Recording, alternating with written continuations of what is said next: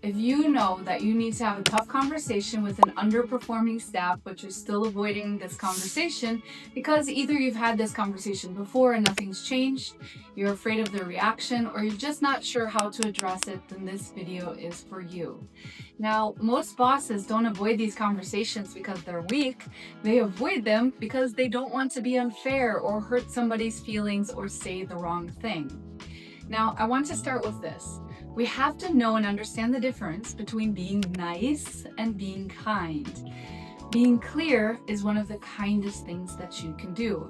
Being nice is actually the most damaging thing you can do as a leader. Now, I have an example of this. I was living in Uganda and I had this cleaner who wasn't very good at her job, and I would mention things hoping she would get it, but I put a lot aside. I later left the country, but I continued to rent my unit and I kept the cleaning lady on for the tenants. She had cleaned for them for a couple of times, and of course she didn't do a very good job, so they fired her. This is an example of nice versus kind. The nice thing was to say nothing to save face and her feelings, but it cost her her job. The kind thing would have been to give her clear instructions, teach her what I meant, and then followed up with what she did well. Now here's how we can translate that to business and exactly what you can say to start a conversation with somebody who is not producing. Now let's say it's the quality of work that is the issue. Now clarity is king here. So what you can say is, I would like to talk to you about your role in your performance because something isn't working and I want to get clear about it. Stop.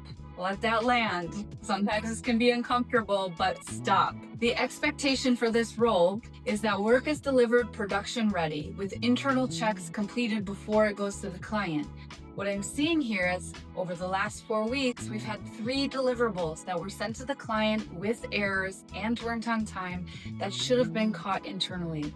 This resulted in additional revision rounds. Now be specific here, not too vague. Make sure you both know what the role is, because sometimes this alone helps them do their job better. If you haven't defined their job clear enough, how can they do a better job, right? Next is the behavior, not the personality.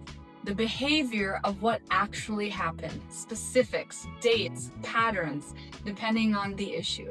And then say, I need to understand if this is a clarity issue, a capability issue, or a committed issue. Again, this is where we stop and we listen. Once you've listened, this will reset the expectation. You can then say, here's what needs to change over the next 30 days. Then list no more than 3 outcomes.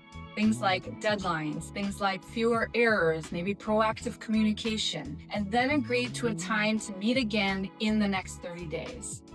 You can conclude with, if this doesn't change, we'll need to talk about the next steps at the next meeting, but I do believe you have the ability to rise to the expectations. We'll meet again on this date. So here is the script in full, and this is what it's going to sound like from start to finish. I want to talk to you about your role in your performance because something isn't working here and I want to get clear about it. The expectation for this role is that the work is delivered production ready with internal checks completed before it goes out to the client. What I'm seeing is that over the last 4 weeks, 3 deliverables were sent to the client, not on time, along with errors, and that should have been caught internally, resulting in additional revision rounds. Now, I need to understand from you if this is a clarity issue, a capability issue, or a commitment issue. Now, again, this is where we stop and we listen. Once they tell you everything, repeat back what you heard, and this is what it may sound like. I hear you, and I understand it's been tough for you personally, and that you will work on your end to make sure that this won't affect your work in the future. But here's what needs to happen to change over the next 30 days. Deadlines will be consistent. There will be fewer errors in the work going out, and you'll be more proactive in the communication in both with the client and myself. We'll meet Thursday the 15th at 10:30 again to follow up with this conversation and review these particular items and look for improvement.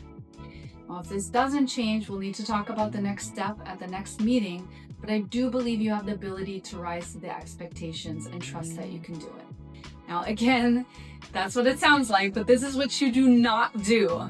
Especially for those people pleasers out there, you do not over-explain. You do not apologize. You do not soften the message to make it less uncomfortable. What you don't say, your pauses and listening are just as important as what you say. And that uncomfortable silence, not cutting people off and not over-explaining yourself is the difference between leadership and management. Now you can find the full script attached below so you don't have to keep rewinding this video, but here's the beautiful thing that will happen about this conversation.